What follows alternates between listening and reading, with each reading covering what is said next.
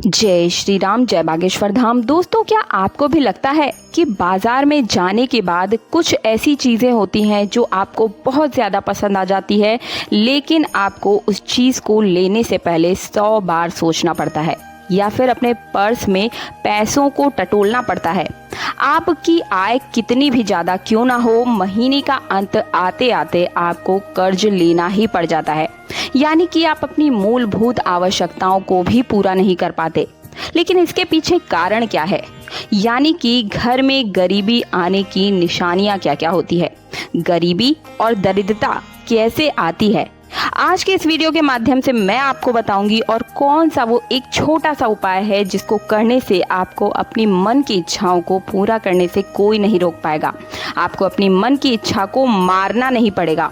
तो सबसे पहले तो आप ये जान लीजिए कि बहुत ही छोटे छोटे से कारण होते हैं जिनकी वजह से आप अपने घर में गरीबी को लेकर आते हैं। यानी कि कौन से है वो कारण, आप सोच भी नहीं सकते कि आखिर इन वजहों से मुझे कर्ज लेना पड़ता है, इस वजह से मेरी आय हमेशा कम पड़ी रहती है। आप इन छोटे छोटे कारणों को सुधार करके आप अपने घर में माता लक्ष्मी का सदा सदा के लिए प्रवेश करवा सकते हैं और दरिद्रता को दूर कर सकते हैं। तो आइए जानते हैं क्या क्या है गरीबी आने के असली कारण। तो सबसे पहले तो आप ये जान लीजिए कि गरीबी आखिर होती क्या है। गरीबी उस समस्या को कहते हैं जिसमें मनुष्य अपनी मूलभूत आवश्यकताओं को, जैसे रोटी, कपड़ा, मकान, बच्चों की शिक्षा, अपने शौक पूरे नहीं कर पाता। उस व्यक्ति की आय ये सभी आवश्यकताओं को पूरी करने में कम पड़ती है और गरीबी मिटानी है तो आपको उपाय तो करना ही पड़ेगा। साथ ही कैसे आप सुधार करें, किन किन चीज़ों को आप अपने घर से बाहर निकाल कर फेंक दें, क्या होने दें क्या न होने दें। देखिए, हर व्यक्ति अपने जीवन में आगे बढ़ने का प्रयास करता है, उसमें बहुत मेहनत करता है, लगन लगाकर अपना काम करता है, लेकिन उसके अनुसार उसे फल नहीं मिल पाता और आप गरीबी का शिकार बन जाते हैं। मेहनत तो आप भरपूर कर रहे हैं लेकिन पैसा आपको भरपूर नहीं मिल पा रहा है या फिर वो पैसा आपके लिए पूरा नहीं हो पाता। सबसे पहले तो आप रात के समय खाना खाकर समय से सो जाएं और सुबह सूरज उगने से पहले ही आप उठें। सूर्य उगने पर सूर्य को प्रणाम जरूर करें। कई लोग ऐसा नहीं करते हैं और ये गरीबी का सबसे बड़ा कारण है।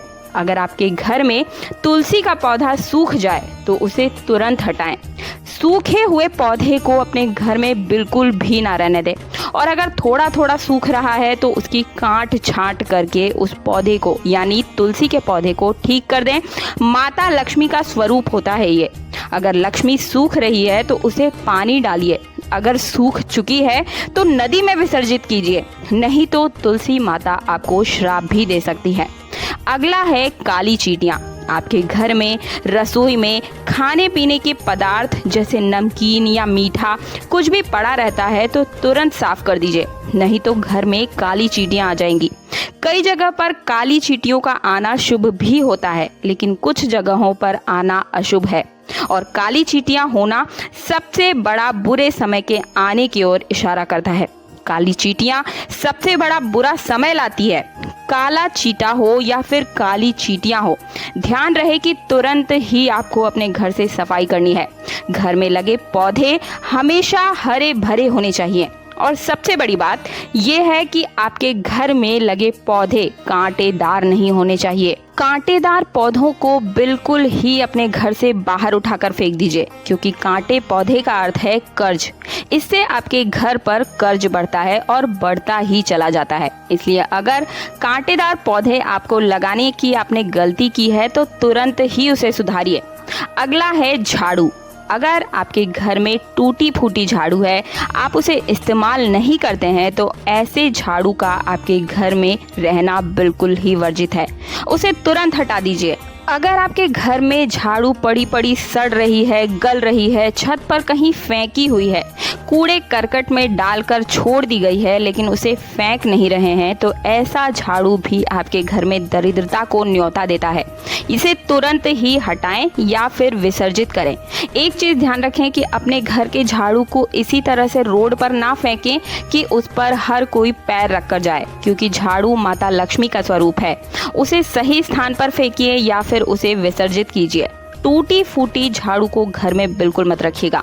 अगला है कांच का कोई सामान अगर टूट फूट गया है, जैसे चाय का कप हो गया, मग है, या फिर कोई भी ऐसा बर्तन जो स्टील का भी क्यों ना हो, कटा फटा बर्तन है आपके घर में, तो उसे तुरंत हटा दीजिए।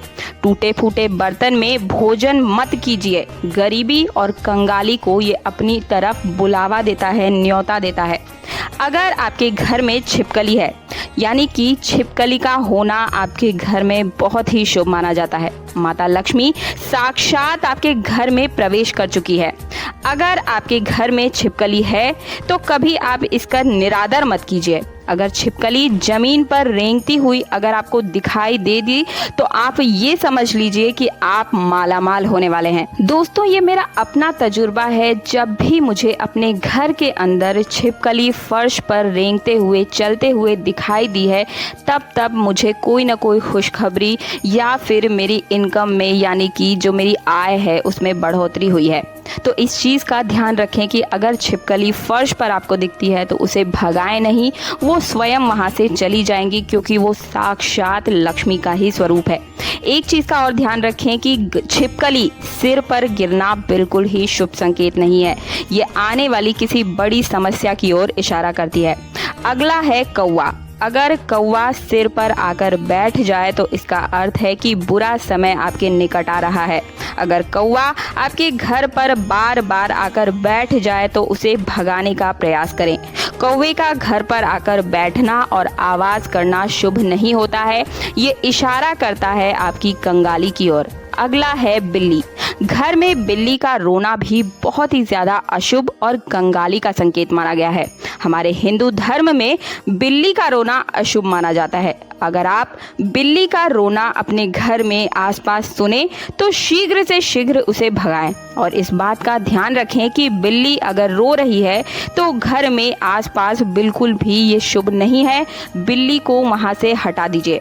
अगला है संध्या के समय, अर्थात जब सूर्य अस्त हो रहा हो, उस समय आप अपने घर से कुछ भी सामान, यानी कि धन या वस्तु, किसी बाहरी व्यक्ति को बिल्कुल भी मत दीजिए। उन्हें बोल दीजिए कि हम आपको ये सामान या फिर पैसा देंगे, लेकिन संध्या के बाद या कुछ दिनों के बाद दे देंगे या फिर कल दे देंगे। इससे लक्ष्मी नाराज होती है। आप अपने घर की लक्ष्मी को संध्या के समय अपने घर से बाहर कैसे जाने दे सकते हैं? इसलिए आपको किसी की मदद करनी भी है तो संध्या के समय के बाद आप ऐसा कर सकते हैं। इस समय अगर आप अपने घर में लक्ष्मी किसी को देंगे तो लक्ष्मी आपके घर कभी लौटकर वापस नहीं आएगी। मुझे उम्मीद है कि आप सभी को मेरे द्वारा दी गई ये जानकारी पसंद आई होगी। वीडियो पसंद आई है तो वीडियो को लाइक करने के साथ अपने व्हाट्सएप ग्रुप के हर एक ग्रुप में और अपने हर एक दोस्त और परिवारजनों के साथ जरूर इस वीडियो को साझा करें, ताकि हर किसी के घर में बरकत हो सके। और ये आपकी तरफ से एक पुण्य का काम होगा दोस्तों, क्योंकि आप सनातन धर्म की मदद कर रहे हैं। चैनल को सब्सक्राइब करने के साथ पास वाला बेल आइकन जरूर दबा दीजिएगा, ताकि आने वाले हर प्रकार के वीडियो का नोटिफिकेशन सबसे पहले आपको मिल सकेगा और हर मार्गदर्शन आपसे अछूता नहीं रह पाएगा। मिलती हूँ अगले वीडियो में। जय श्री राम, जय बागेश्वर धाम।